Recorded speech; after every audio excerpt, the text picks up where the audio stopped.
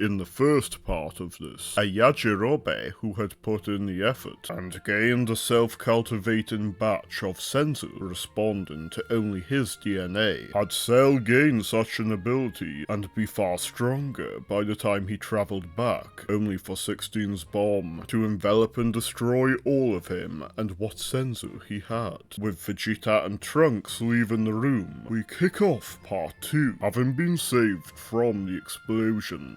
17 and 18 thank Tenshinhan and Kuririn, and upon 10 commenting they're still enemies now the common threat is dealt with, 17 replies he doesn't feel like fighting them anymore after 16's sacrifice showed him fighting is something to defend what's important rather than a game. Kuririn tells them perhaps they would learn how to best make use of these changed ideals and their already great power through the teachings Muten Roshi instilled in him, which both are open to. Meanwhile, Vegeta, having been told by Goku of the development, has him instead wait for Goku and Gohan to be done in the room, while Trunks goes to where Kuririn is. Upon seeing the 17 with no malice and confusion as to his place in life though, Trunks' absolute hatred of the artificial humans diminishes for the moment as he concedes to do things Kuririn's way when reminded of how even the father he idolizes was, and still to an extent is, an enemy of Goku. After being humiliated by Goku's power, Vegeta goes back into the room of Spirit and Time with Trunks desiring to go too, so he can be as prepared as possible against his world Cell, and requests they spar together so as to best catch up to Goku as they can. Both master Super Saiyan, and Vegeta wins his rematch with Goku, but finds himself content with that alone when acknowledging the need for a strong rival to push himself further. Piccolo goes into the room with Yajirobe after Goku gets Dende, and though Yajirobe now starts to lag far behind his sparring partner, he still becomes far stronger, as does Piccolo, and focuses on honing his ki better by developing techniques such as ki blades in case his katana is ever out of reach, and an even more powerful ability through his strategy of stalling with senzu and the natural durability he excels in. He develops a technique called the Gotsuan counter to have the ki he regained from healing accumulate until he releases it as a punch. Seeing how strong a fellow Earthling has become makes Tenshinhan motivated to go into the room too, with 17 requesting to go in with him. 17 toughens 10's body up enough that he gradually becomes a good sparring partner for him, and 10 opens up enough to showcase his techniques that include the Shinkikoho, which he can just manage to use without it being fatal, thanks to 17 conditioning his body. 17 is impressed, but can't agree with 10's approach of giving his life for a huge burst of power, both out of his preference as an infinite energy model and remembering 16's sacrifice, remembering what he learnt from Kaio, and then taking the principles of the Shinkikoho to try and contain this ki within his body. Tenshinhan attains the Kaioken, and even manages to push it to 100 times by the end of their turn in the room, but can only comfortably handle 20 times. Kuririn goes in with 18, and teaches her all he's learnt, in more ways than one, after she inevitably falls for his personality. Their teamwork allows for them to both become far stronger, and develop more mindful strategies, such as Kuririn developing the 100 times Taioken far earlier. In both cases, each of the twins hold enough memory of their past to know they may have had happier lives of adopting the lessons of these martial artists, and convince them to establish the Shin Kamisen Ryu and Shin Surusen Ryu. 17 acts as an instructor until his park ranger job starts to take off, whereas 18 starts to look for other work, once not seeing it as profitable for the family she and Kuririn soon have. When Gohan enters the Budokai, Goku helps Goten and Videl prepare for it well enough to win their respective matches. 17, Tenshinhan, Chaozu, and Yajirobe all entering makes Mr. Mr. Satan, the only normal human participating. 10 tells Chaozu to fix it for him to face Shin in match 1 when curious on this stranger, and 17 has grown close enough to Chaozu. He accepts a request to have 17 face Goku instead of Vegeta, when having never had the chance to test himself against Goku. Though this shakes up the brackets a bit, the only one relevant to the story is Kuririn and Piccolo being matched up. 10 easily defeats Shin, which the latter is glad at, in knowing the group is more capable than he heard. But Kibito's shock gives away Shin's identity early. Kuririn and Piccolo reminisce on their previous Budokai match. Piccolo is far stronger, but sparring with 18 makes Kuririn not completely out of his depth when utilizing his array of techniques. Still, his strategies are similar enough to Piccolo's for the latter to predict things, such as the Kienzan being used as a distraction, and almost completely counters Kuririn, until the 100 times Taioken is enough to give Kuririn the opportunity to knock Piccolo out of the ring. After Videl defeats Popovich, Gohan is matched with Kibito, and the group heading to face Babidi has Tenshinhan added to it, 17 staying behind when more concerned helping to support his family. Yajirobe's desire for calmness trumps what Budo ideals he's gained, as he focuses on at least trying to make 5th place. Mr. Satan proposes the Battle Royale, where 17 and 18 face each other, while Yajirobe deals with Satan, Videl, and Chaozu, then deciding this will go on too long, and requesting to have his 3rd place prize reserved, as he jumps out of the ring and heads to where he last sensed Goku's ki, then going inside Babdi's spaceship. It's just at this point that Goku and Vegeta are doing Janken to decide who will face Dabura, as Gohan is neither confident nor willing to fight unnecessarily, until Yajirobe enters to take his turn. Dabura easily overpowers him and starts dealing enough damage that Shin is concerned, but Yajirobe endures the hits with his senzu and uses enough to launch the Gotsuan counter, though it fails to be a fatal blow. Dabura is surprised at the damage this inferior opponent could inflict on him. Vegeta's frustrations at watching the punching bag waste time as Dabura see the evil in his heart, and Babidi makes his move. Vegeta is close enough in power to Goku to not need Babidi's help, but not realizing the value he has for his family as much without witnessing future Trunks' death, has him consider if he's becoming soft, and this doubt has Babidi succeed.